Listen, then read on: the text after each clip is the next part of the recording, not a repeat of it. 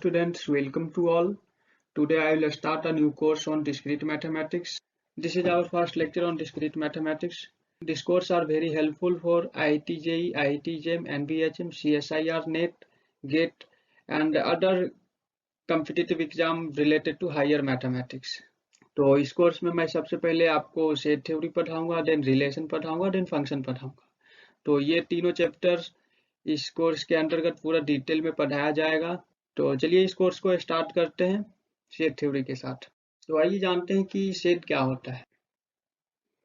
तो सेट का डिफिनीशन कुछ इस तरह से है: an unordered collection of well defined distinct object और element of same type is called set. तो यहाँ पे 2-3 पॉइंट नोटिस करने वाली है, जैसे कि unordered collection, then well defined distinct object और लास्ट में जो ये है सेम टाइप. तो आइए वन बाय वन डिस्कस करते हैं. ये दोनों एग्जांपल को गौर से देखिए. ए में क्या है 1 2 3 4 5 और बी में क्या है 2 4 3 1 5. तो ये क्या है, ये कलेक्शन ऑफ नेचुरल नंबर्स है बट अनऑर्डर्ड कलेक्शन है. अनऑर्डर्ड मतलब ए में क्या है 1 2 3 4 5 और बी में क्या है 2 4 3 1 5. तो इस तरह का जो अरेंजमेंट पॉसिबल होता है इसको अनऑर्डर्ड कलेक्शन बोलते हैं. तो मुझे लगता है अनऑर्डर्ड कलेक्शन का मीनिंग क्लियर हो गया होगा.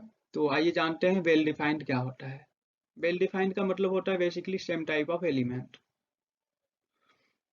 जैसे एग्जांपल सी पे नोटिस कीजिए, यहाँ पे 1 2 3 ये नंबर है, ए बी अल्फाबेट है और इसमें मान लीजिए हिंदी की वर्णमाला को हम ले लेते हैं, जिससे ये ले लिया और ये. तो क्या इसको हम क्या बोलेंगे, ये वेल डिफाइंड ऑब्जेक्ट है. एक्चुअली वेल डिफाइंड का मतलब होता है same type of element.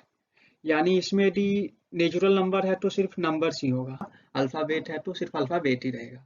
But यहाँ पर ये जो सी है मतलब ये सारी चीज का मिक्सिंग है. सो इसे हम वेल डिफाइंड ऑब्जेक्ट नहीं बोल सकते हैं. तो मुझे लगता है कि unordered collection and well defined object का मीनिंग क्लियर हो गया होगा. इस एग्जाम्पल पे नोटिस कीजिए, यहाँ पे क्या है d इज इक्वल टू 1 2 3 4 4 5 5 6. तो इसको आप क्या बोलोगे, ये सेट है या नहीं है.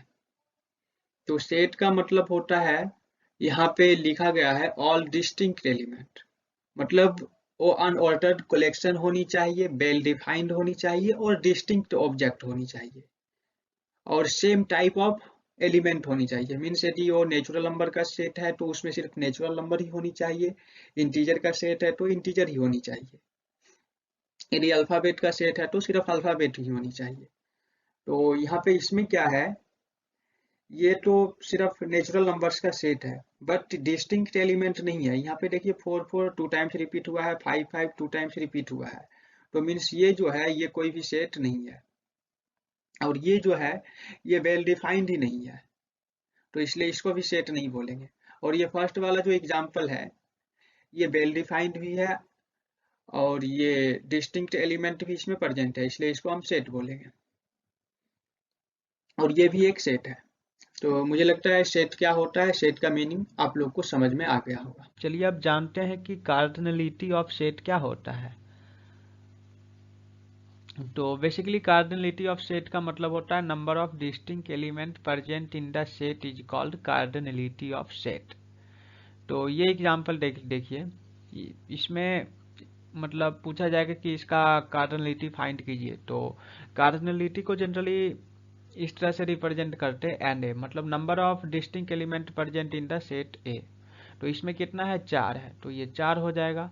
इसी तरह बी में कितना हो जाएगा, बी का कार्डिनलिटी, इसमें जितना number of distinct element present है तो इसका कार्डिनलिटी उतना ही हो जाएगा. तो यहाँ पे 2 4 3 1 5 है तो इसका भी कार्डिनलिटी 4 हो जाएगा. और बाकी सी डी तो सेट ही नहीं है तो इसलिए इसका कोई कार्डिनलिटी ही नहीं होगा. चलिए अब वेल डिफाइंड ऑब्जेक्ट का कुछ रियल लाइफ एग्जाम्पल देखते हैं. जैसे इस क्वेश्चन को लीजिए, who is the best prime minister of India, मतलब भारत के सबसे अच्छे प्रधानमंत्री कौन थे, या फिर अभी तक जितने भी प्राइम मिनिस्टर हुए उनमें सबसे बेस्ट और हॉनेस्ट कौन है. तो इसका जवाब आप क्या बोलोगे. तो किसी के अकॉर्डिंग पंडित जवाहरलाल नेहरू हो सकते हैं, किसी के अकॉर्डिंग कोई और प्राइम मिनिस्टर हो सकता और किसी को मोदी जी भी अच्छा लगेंगे. तो यहाँ पे मतलब सबका बेस्ट और हॉनेस्ट प्राइम मिनिस्टर अलग अलग हो रहा है। मीन्स यहाँ पर बेस्ट और हॉनेस्ट का कोई परफेक्ट मीनिंग नहीं है। इसलिए ये जो मतलब ये जो है इसको हम वेल डिफाइंड ऑब्जेक्ट नहीं बोल सकते। मैं ये सब क्यों बोल रहा हूँ, क्योंकि मैं वेल डिफाइंड ऑब्जेक्ट की मीनिंग को रियल लाइफ से कनेक्ट करने की कोशिश कर रहा हूँ। चलिए अब इस एग्जाम्पल से समझते हैं। Who is the most talented and honest teacher in your college? तो इसका आंसर आप क्या करोगे? कॉलेज में बहुत सारे टीचर्स हैं, तो आपके अनुसार जो सबसे बेस्ट और हॉनेस्ट और ज़्यादा टैलेंटेड होंगे, जरूरी नहीं कि हर एक स्टूडेंट को सबसे ज़्यादा टैलेंटेड वही टीचर लगे। हो सकता है कुछ को वो सबसे ज़्यादा बेकार टीचर भी लगे। तो कहने का मतलब मोस्ट टैलेंटेड एंड हॉनेस्ट का परफेक्ट मीनिंग यहाँ पे भी क्लियर नहीं हो पा रहा है। इसलिए ये जो है ये भी ऑब्जेक्ट वेल डिफाइंड ऑब्जेक्ट नहीं है। अब फर्स्ट 5 होल नंबर। तो फर्स्ट 5 होल नंबर क्या होता है? जीरो से जो नंबर शुरू होती है उसको होल नंबर बोलते हैं। तो 0 1 2 3 4 5। अब किसी भी तरह लिखिए, ऑर्डर मायने नहीं रखता है, क्योंकि सेट का डिफिनीशन भी है अनऑर्डर कलेक्शन ऑफ ऑब्जेक्ट या अनऑर्डर कलेक्शन ऑफ एलिमेंट। तो फर्स्ट 5 होल नंबर यही यही है, 4 तक ही होगा। ये फर्स्ट 6 होल नंबर हो गया। तो इसको आप क्या बोलोगे? तो ये वेल डिफाइंड है। वेल डिफाइंड का मतलब होता है सेम टाइप। तो सेम टाइप है मीन्स ये सारा होल नंबर ही है और सारा डिस्टिंक्ट भी है। तो इसलिए ये जो है ये एक सेट है। तो मुझे लगता है ये वेल डिफाइंड का मतलब बहुत ही अच्छे से समझ में आ गया होगा। ये कुछ एग्जांपल है जिसे आप सोच के बताइए कि इनमें से कौन सेट है कौन सेट नहीं है। तो यहाँ पे जैसे इसका फर्स्ट एग्जांपल है, successful person in your city. आप जिस भी सिटी से बिलोंग करते हैं उस सिटी का जो सबसे सक्सेसफुल पर्सन आपकी नज़र में है, जरूरी नहीं कि उस सिटी के हर एक लोगों की नज़रों में वही सबसे ज़्यादा सक्सेसफुल हो। तो यहाँ पर भी ये सक्सेसफुल का कोई परफेक्ट मीनिंग क्लियर नहीं हो पा रहा है। इसलिए ये भी वेल डिफाइंड ऑब्जेक्ट नहीं है, और वेल डिफाइंड ऑब्जेक्ट नहीं है मीन्स सेट नहीं है, क्योंकि सेट का डिफिनीशन ही होता है an unordered collection of well defined object are called set. तो ये वेल डिफाइंड ही नहीं है, इसलिए ये सेट नहीं होगा। अब दूसरा एग्जांपल देखिए, happy people in your town. तो आप जिस भी टाउन से उस टाउन में कितने लोग हैप्पी हैं? तो इसका भी कोई परफेक्ट मीनिंग क्लियर नहीं हो पा रहा है। हो सकता है कि आपको आपकी नज़रों में कोई पीपल सबसे ज़्यादा हैप्पी हो, बट जरूरी नहीं कि वो अंदर से खुश भी हो। इसलिए ये भी वेल डिफाइंड ऑब्जेक्ट नहीं है। तो इसलिए हम इसको भी सेट नहीं बोल सकते हैं। चलिए थर्ड नंबर देखते हैं, clever students in your class. आपकी क्लास का जो सबसे चालाक स्टूडेंट है, हो सकता है किसी की नज़रों में वो गाधा भी हो। इसलिए ये भी मतलब इसका भी कोई परफेक्ट मीनिंग नहीं है। इसलिए हम इसको सेट नहीं बोल सकते। मीन्स मतलब ये वेल डिफाइंड ऑब्जेक्ट ही नहीं है। तो वेल डिफाइंड ऑब्जेक्ट नहीं है तो इसलिए सेट ही नहीं होगा। चलिए एग्जाम्पल 4 को देखते हैं, डेज इन वीक। तो एक सप्ताह में कितने दिन होता है उसको आप क्या बोलोगे? जैसे ये हो गया Sunday, Monday, Tuesday, Wednesday, Thursday, Friday and Saturday. तो ये 7 डे हो गया। मीन्स ये सेम टाइप ऑफ कलेक्शन है, मीन्स सारा डे का कलेक्शन है और सारे डे डिफरेंट डिफरेंट डे है। इसलिए ये वेल डिफाइंड ऑब्जेक्ट है और इसको हम सेट बोलेंगे। Then first 5 natural number. तो फर्स्ट 5 नेचुरल नंबर क्या हो जाएगा? 1 2 3 4 5। तो ये भी एक वेल डिफाइंड ऑब्जेक्ट है, क्योंकि ये सेम टाइप ऑफ एलिमेंट का सेट है। मतलब सिर्फ नेचुरल नंबर ही है इसमें, और ये और सारे के सारे डिस्टिंक्ट है। इसलिए ये भी वेल डिफाइंड है, और वेल डिफाइंड है मीन्स ये सेट है। चलिए अब रिप्रेजेंटेशन ऑफ सेट देखते हैं। तो जनरली सेट को 3 फॉर्म में रिप्रेजेंट किया जाता है। फर्स्ट है इसका रोस्टर फॉर्म और टेबुलर फॉर्म। रोस्टर फॉर्म और टेबुलर फॉर्म क्या होता है? ये कुछ नहीं होता है, सिंपली आप सेकेंड ब्रैकेट के अंदर कॉमा लगा के किसी भी वेल डिफाइंड ऑब्जेक्ट या वेल डिफाइंड एलिमेंट को रिप्रेजेंट कर दीजिए, वही रोस्टर फॉर्म होता है। जैसे आइए कुछ एग्जांपल देखते हैं। Set of first 5 natural number. तो इसको आप सेकेंड ब्रैकेट के अंदर इस तरह से रिप्रेजेंट कीजिए, इस फॉर्म में लिखिए या फिर इस फॉर्म में लिखिए, क्योंकि सेट में ऑर्डर तो मायने रखता नहीं है, अनऑर्डर्ड कलेक्शन होता है। सिर्फ डिस्टिंक्ट होनी चाहिए और वो वेल डिफाइंड होनी चाहिए।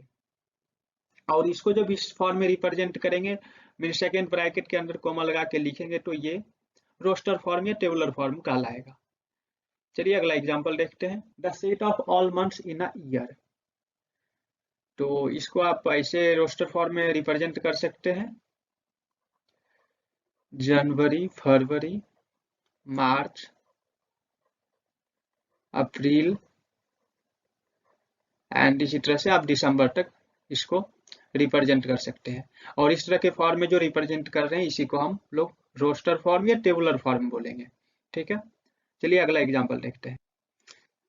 The set of letter forming the name of, ये मेरा नाम है, इस नाम को आपको रोस्टर फॉर्म में लिखना है।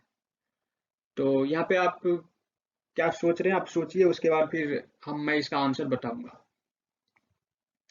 तो अभी तक हम जैसे रिप्रेजेंट कर रहे हैं तो उस हिसाब से कोई इस तरह से रिप्रेजेंट करेगा, RAMRA, इस तरह से। बट एक चीज ध्यान रखना है, मतलब सेट के डिफिनीशन में ही बोला गया है unordered collection of well defined object and distinct object. Distinct object means इसमें जितने भी लेटर रिपीट कर रहा है उसको नहीं लिखना है। मीन्स इसका जो रोस्टर या टेबुलर फॉर्म होगा कुछ इस तरह से होगा, RAMUSHN। मीन्स कोई भी सेम लेटर जो लेटर रिपीट कर रहा है उसको यहाँ पे नहीं लिखेंगे। ठीक है, नोट्स में वही बात ध्यान रखनी है जो मैंने अभी कुछ देर पहले आपको बताया था। Writing the set in roster और tabular form, an element is not generally repeated. कितना भी एलिमेंट हो उसको आप रिपीट करके नहीं लिख सकते हैं। चलिए अब कुछ क्वेश्चन देखते हैं बेस्ड ऑन रोस्टर फॉर्म और टेबुलर फॉर्म। तो इस क्वेश्चन को सॉल्व कीजिए। यहाँ पे x² लेस देन 14 दिया गया है और इसको आपको रोस्टर फॉर्म या फिर टेबुलर फॉर्म में लिखनी है। तो कैसे होगा, चलिए आइए करके देखते हैं। x का वैल्यू जब 1 लीजिएगा तो 1 का स्क्वायर 1 होगा, ये भी 40 से छोटा है। 2 लीजिएगा तो 2 का स्क्वायर 4 हो जाएगा, ये भी 40 से छोटा है। जब आप 3 लीजिएगा तो 3 का स्क्वायर 9 हो जाएगा, ये भी 40 से छोटा है।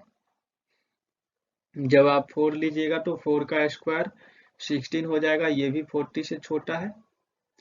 एंड 5 लीजिएगा तो 5 का स्क्वायर 25 हो जाएगा, ये भी 40 से छोटा है। और फिर 6 लीजिएगा तो 6 का स्क्वायर 36 हो जाएगा, ये भी 40 से छोटा है। बट जब आप 7 लीजिएगा तो इसका स्क्वायर 49 हो जाएगा, बट यहाँ पे हमें बोला गया है कि 40 से छोटा, तो इसलिए हम 7 नहीं ले सकते हैं। और यहाँ पे जितना भी नंबर आया इसी को रोस्टर फॉर्म में रिप्रेजेंट करना है। तो रोस्टर फॉर्म में रिप्रेजेंट करने के लिए क्या करते हैं, सेकेंड ब्रैकेट लगाते हैं और उसके अंदर इस तरह से हम लिख देते हैं 1 4 9 16 25 36। यही अपना रोस्टर फॉर्म हो गया। ठीक है, चलिए अगला क्वेश्चन देखते हैं। यहाँ पे बोला गया write the solution set of equation in roster form. ये कैसे होगा, सॉल्व कीजिए। तो यहाँ पे क्या बोला गया है कि ये जो इक्वेशन दिया गया है इस इक्वेशन को आप सॉल्व कीजिए और सॉल्व करने के बाद जो रूट्स आएगा उसको रोस्टर फॉर्म में लिखना है। तो इसको सॉल्व कैसे करेंगे, तो x² फैक्टराइजेशन मेथड का यूज कीजिए। x² minus 2x minus 3x plus 6 is equal to 0। और यहाँ से x कॉमन ले लीजिए, x minus 2 minus 3 x minus 2 और ये हो जाएगा x माइनस 2 फिर से कॉमन आ जाएगा और यहाँ पे बच जाएगा x माइनस 3 और ये 0 के इक्वल्स है। तो यहाँ से क्या वैल्यू आ गया, x इज इक्वल टू 2 आ गया और 3 आ गया और इसी को रोस्टर फॉर्म में लिखना है। तो रोस्टर फॉर्म में इस तरह से हो जाएगा 2 3, यही अपना आंसर होगा। तो मुझे लगता है कि रोस्टर फॉर्म क्या होता है ये तो बहुत अच्छे से समझ में आ गया होगा। यदि ऐसा है तो आप कमेंट करके हमें बताइए, बहुत अच्छा लगेगा मुझे। तो चलिए अब हम सेट बिल्टर फॉर्म देखते हैं। तो सेट बिल्टर फॉर्म क्या होता है, ये कुछ नहीं होता है, बस जो अभी जो टेबुलर फॉर्म या रोस्टर फॉर्म देखे जस्ट उसका उल्टा होता है। जैसे मान लीजिए आपको अल्फाबेट में सिर्फ वोवेल को रोस्टर फॉर्म में लिखना है, तो आप कैसे लिखिएगा, उसको आप सिंपली इस तरह से लिखिएगा AEIOU। तो ये हो गया अल्फाबेट का वोवेल का रोस्टर फॉर्म। और इसी को आप टेबुलर फॉर्म में लिखना चाह रहे हैं तो इसका जो डिफिनीशन होता है कुछ इस तरह से होता है, all the element of a set possess single common property, means आप ऐसा कोई यूनिक प्रॉपर्टी सर्च कीजिए और जिसको रिप्रेजेंट करने के बाद वो पूरा सेट रिप्रेजेंट हो जाए। मीन्स यहाँ पर जो ये 5 एलिमेंट है, पांचों एलिमेंट को रिप्रेजेंट करने के लिए आप ऐसा कोई सिंगल प्रॉपर्टी सर्च कीजिए।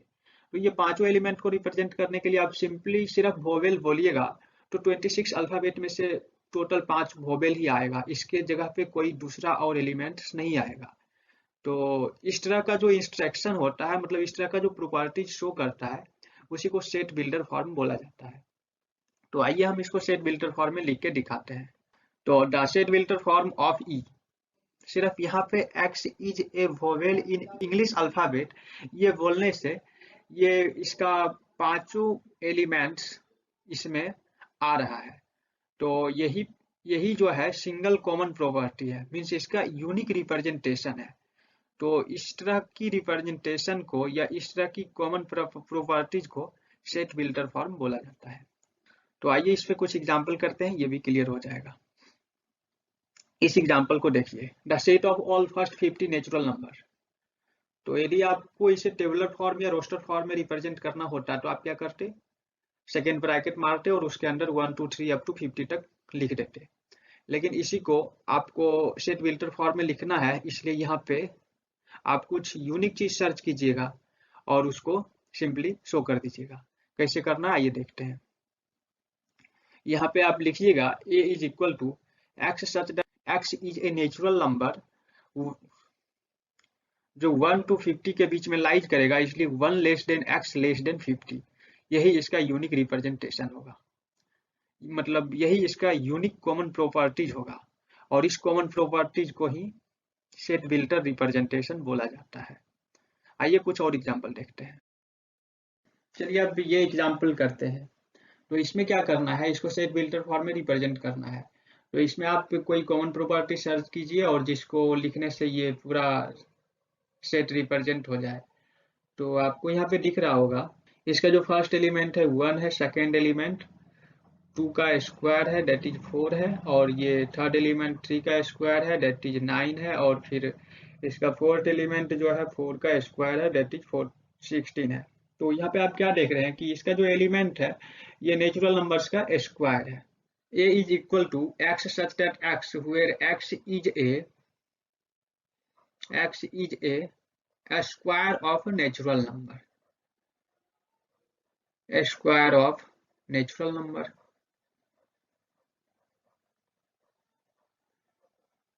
यही अपना सेट बिल्डर रिप्रेजेंटेशन हो गया। यदि ये दोनों कॉन्सेप्ट आपको अच्छे से समझ में आ गया है तो आप वीडियो पे कमेंट करके हमें बताइए, या फिर कहीं पे भी डाउट है तो आप मुझे कमेंट कीजिए, ठीक है। तो आइए देखते हैं इसका थर्ड फॉर्म। थर्ड फॉर्म होता है वेन डायग्राम रिप्रेजेंटेशन। तो आइए जानते हैं वेन डायग्राम रिप्रेजेंटेशन क्या होता है। किसी भी सेट को ज्योमेट्रिकल फिगर की हेल्प से जब रिप्रेजेंट करते हैं तो उसको वेन डायग्राम कहते हैं। और वेन डायग्राम क्यों बोलते हैं, क्योंकि वेन एक मैथमेटिशियन थे, उन्हीं के नाम पे ये इसको वेन डायग्राम बोलते हैं। आप बुक में पढ़िएगा तो ये स्टोरी आपको अच्छे से पता चल जाएगा।